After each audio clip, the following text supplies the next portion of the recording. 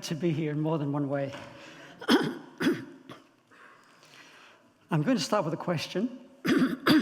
I'd like to see the hands raised of anybody here who believes that they can help people with chronic illnesses such as heart disease, depression, obesity, and smoking. If you can help people with those conditions, would you raise your hand? Okay, there's a few there. Thank you very much. I will ask the question again later, and I expect a different answer, okay? My sermon this morning is about a lady in the community and a church leader in the same community. There's a link between these two people, and a link that's very, very often not recognized, particularly by the people in the church. Quick comparison and contrast. He is the ruler of the synagogue. She's an outcast from the synagogue.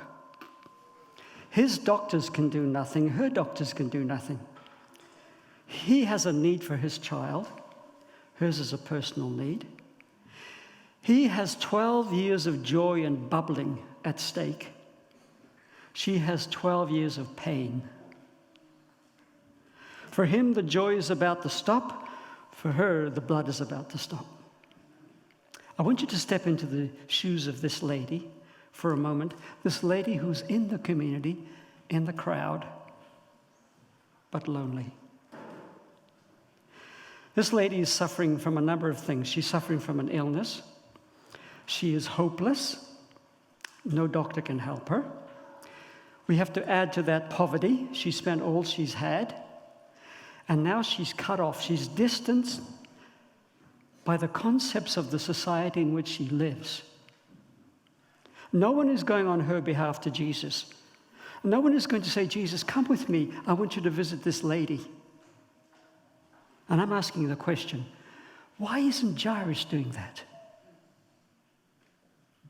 If he knows to take Jesus to his daughter, why doesn't he know to take Jesus to the lady? And why can't he do it? It's important to realize that in the society of that day, many rabbis taught that such a woman, if she was married, needed to be divorced. Because after this period, 12 years, there could be no relationships between her, her husband, or her family. She was an outcast. So she's very lonely. So she's ill, she's hopeless, she's poor, she's helpless, and she's alone. Let me suggest that illness is not her major problem. This lady is suffering the classic symptoms of a disease that is today recognized more and more, the disease called loneliness. I've entitled the sermon, The Lonely Lady. Let me tell you a little bit about the effects of loneliness. According to a recent study from the British Red Cross, approximately 1 in 5 people in our society in Britain suffer from this disease. 1 in 5. It's considered to be a hazard to human health, comparable to being obese and even to smoking. The effect on the person's health is equivalent to smoking 15 cigarettes a day. Now, even governments are becoming involved. Last year, the United Kingdom government appointed a minister for loneliness to help combat the country's chronic loneliness problem. Another recent meta-analysis has shown that loneliness and social isolation are risk factors that carry significant risk for coronary heart disease and stroke, for depression, for suicide, for mental illness, and poor recovery after coronary heart surgery. Lonely individuals suffering from this illness are significantly less likely to believe it's desirable for them to lose weight or to get exercise by walking or recreation. As I said, it's equivalent to smoking 15 cigarettes a day. By the way, it's higher amongst women and students than men. Until the men get older, then it becomes higher amongst men. I think Mother Teresa summed it up very well when she says the greatest disease in the West today is being unwanted, unloved, and uncared for. We can cure physical disease with medicine, but the only cure for loneliness, despair, and hopelessness is love. Now let me ask the question. How many people in this room are qualified to help people with chronic diseases such as heart disease, depression, obesity, and smoking? Now put your hand up. Listen, every one of you is qualified because every one of you can help people who are lonely in our society, in our community. Let's look at Jairus for a minute. He's probably not lonely. There is a relationship between this man and this woman. He's probably well off. His words and advice are sought after and listened to with respect. He's, after all, the ruler of the synagogue in that community where the lady lives. Let me just play with an idea. Was Jairus on the committee that barred that woman from entering the synagogue? It's possible that 12 years ago, he arrived at the church board with the news, guys, I've just had a baby girl. We are so happy. What's on the agenda? Well, there's a lady who's got an issue about, we'll stop her. We'll cut her off while we welcome my daughter. If he wasn't on that committee, he certainly knew and enforced the position regarding her. He can offer no assistance or sympathy to the woman. She was an unclean outcast. Well, I'm trying to bring the story home to us. It's not my intention to be critical, because I think Stanborough Park Church is an amazing church. But I think some of the concepts I'm about to touch on are concepts that I learned very late in my own life as a Christian. And I think there's things we as a church community need to think about. The Adventist church has done really well in promoting healthy practices and discouraging harmful habits. And it's done a lot of good in running health programs for the community. But today's community needs more than what we are doing, much more. Listen to this. One of the strongest predictors of economic strength, educational achievement, and community health is the quality of relationships and the cohesion that exists amongst the community citizens. Did you hear that? One of the strongest predictors of economic strength, educational achievement, and community health is the quality of the relationships that exist within the community.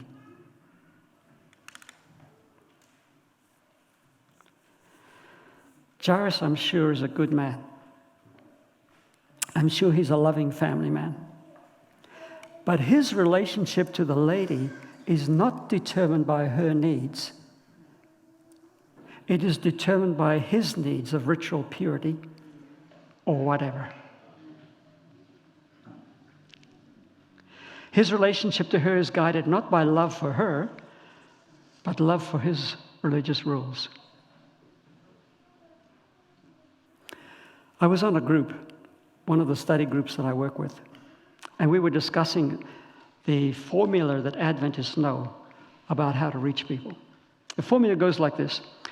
The Savior mingled with men as one who desired their good. He showed his sympathy to them. He ministered to their needs and won their confidence. Then he bade them, follow me. Adventists do it differently. We pretend we do it this way, but we don't. This is what we do. We put up a poster. It said, if you are hungry, if you are obese, or if you need help to stop smoking, come see us. And when they come, then we mingle with them, and we minister to their need, and we hope they'll follow Christ. That's not the method. The instruction is mingle first. Meet people. Don't worry about putting a poster up. Meet people. And as you minister to their need and win their confidence, then you can say, hey, we're doing a program that helps you with that problem. Can you come? Would you like to come? It's a very different approach. We find it hard to mingle. It's not easy. Our message is, we love you out there, but under our conditions. What a lesson for Jairus. Amid the crowd, Jesus stops and asks, who touched me? In the crowd, Jesus is aware of a lonely person. The woman now is before Jesus and the ruler of the synagogue, and she tells the whole story. And again, I want you to imagine what's happening. Jairus wants Jesus to come see his daughter, and Jesus is being delayed by a lady that he has barred from church,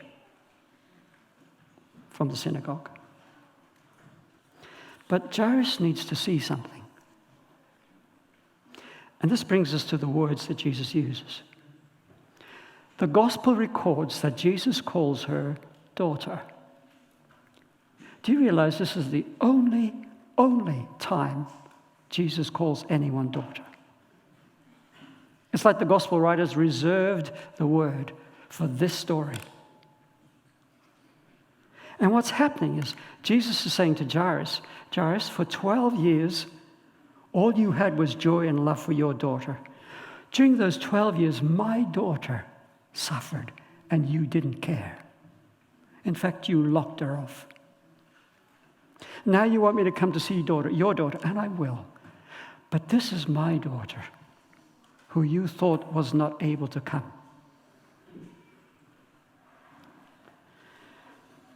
We, as Christians, need to practice the art of just talking to people. The art of saying hello to someone as you walk down the street. The art of sitting down next to a person on a bus and say, hi, how's your day? How are you doing? The art of talking when you're walking alongside someone and say, hey, how are you today? I've been trying to practice this for a number of years. I can do a lot better. But I'm really surprised at some of the casual statements that I've made with people that have ended into places which I had never thought would go. I'll give you one quick example. I was in Edinburgh Airport. I was going to pick up someone, but the plane was delayed. And I was sitting in this waiting room, and a lot of people in there. The announcement came over, the plane was delayed by half an hour. The room suddenly emptied. Everybody left. And there was one man in this room of about 50 chairs, one man, and he sat next to me. And I sat there thinking, I'm supposed to say hello. And but he was leather-clad, had a leather jacket on, shaven head. He looked like he would eat me up. And I thought, what am I supposed to do? I tried to think, make conversation with him, Llew. So I was thinking, what do I say? And I turned to him and said the first thing that came to my head, which was, is it hard to shave your head?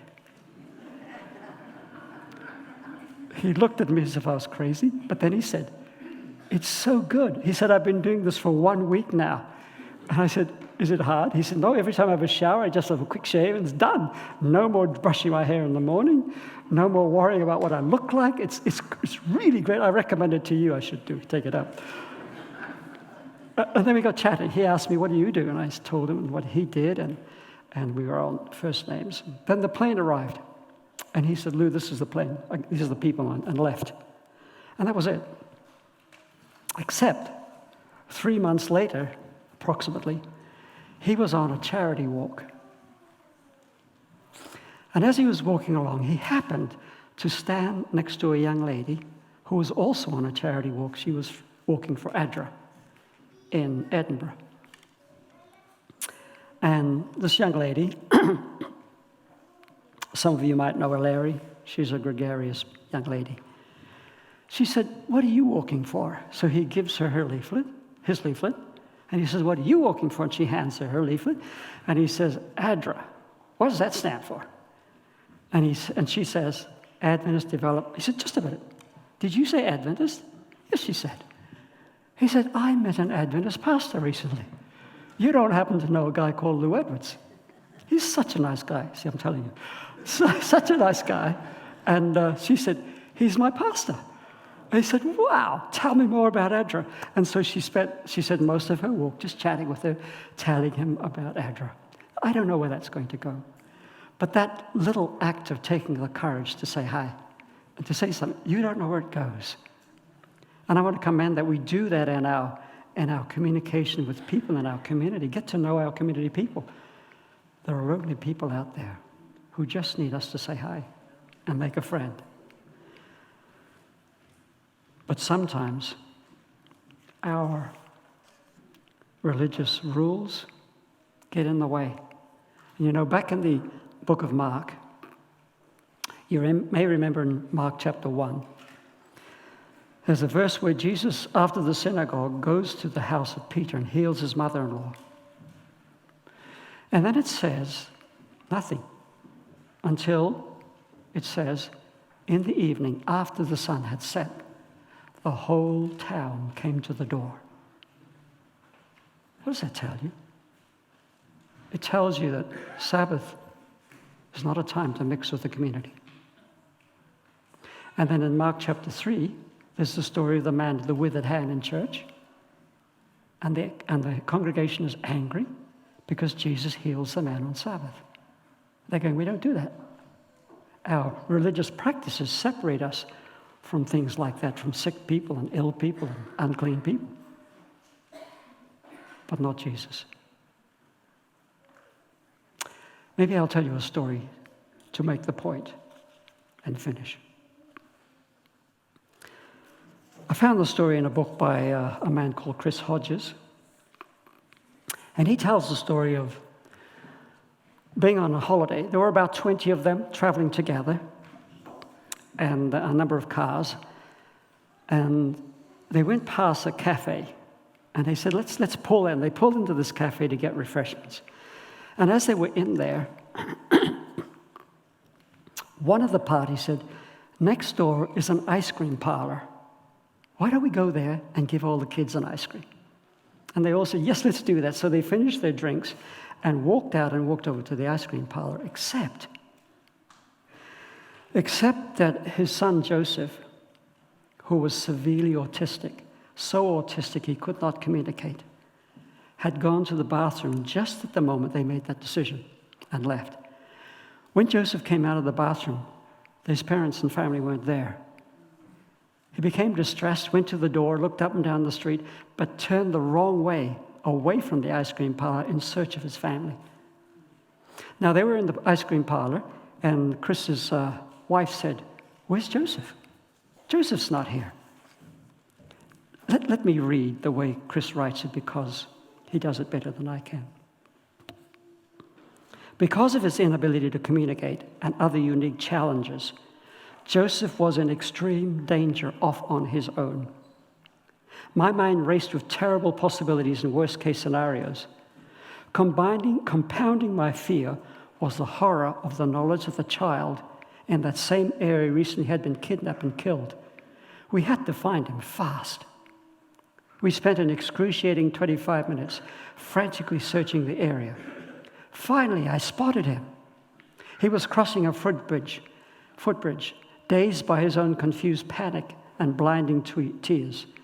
Joseph, I yelled. Then I ran and embraced him. To this day, I can still close my eyes and feel him melt into me with the most extreme relief. Fear and panic dissipated into a sweaty, teary reunion. He was lost, but now he was found. Tears mist in my eyes as I type these words even now. Nothing could describe how desperate I had been for my lost son in those 25 minutes. I was so completely consumed with finding him that nothing else could possibly have come close to comforting me or stopping my search. Other things became completely irrelevant. If one of the other kids had stopped me in the middle of our search for Joseph and asked, "Hey, Dad, what's for dinner?" I would have looked at them with complete dismay. Their question on its own was not bad, but in the light of their brother being missing, I would probably have replied, "Really? Really? That's what you're thinking right now? Where is your concern for your brother?" God has the same kind of desperation for his lost children. I can't help but wonder if he listens to some of our ponderings and questions and thinking and religious ideas. I can't help but wonder in the light of the fact that 4.5 billion of his children are lost, is that really what we're going to think about right now? Granted, God is completely compassionate about all our questions, but boy, did those 25 minutes without my precious son Joseph help shed some light on the Father's love for the people around us that he loves. Two people, a lady in the community, a religious leader. The lady desperately in need, suffering from loneliness, and they are out there by the thousands. And sometimes we are hindered by our own misconceptions and sometimes by our religious practices in reaching out to them and making them feel welcome and recognize we are meant to be salt in this community. We're meant to be the factor that binds this community together and gives them strength to go on. That's our work. But we're hindered because we have other minor questions to ask. I'm grateful for this community day. Thank you, Enoch, for bringing us together. Thank you for the inspiring charity teams reaching out to the people of our communities. Thank you, Liz, for being here to inspire us with the work that you and your team do. Thank you, High Sheriff of Herefordshire, Sarah Beasley, and the Lord Lieutenant Robert Voss, and Councillor Rabbi Martin, for being here to honor the work of these charities. And thank you, Stanborough Park Church, for seeking to be a blessing in our community, for building relationships that bring health and strength to this community. May God bless us. Amen.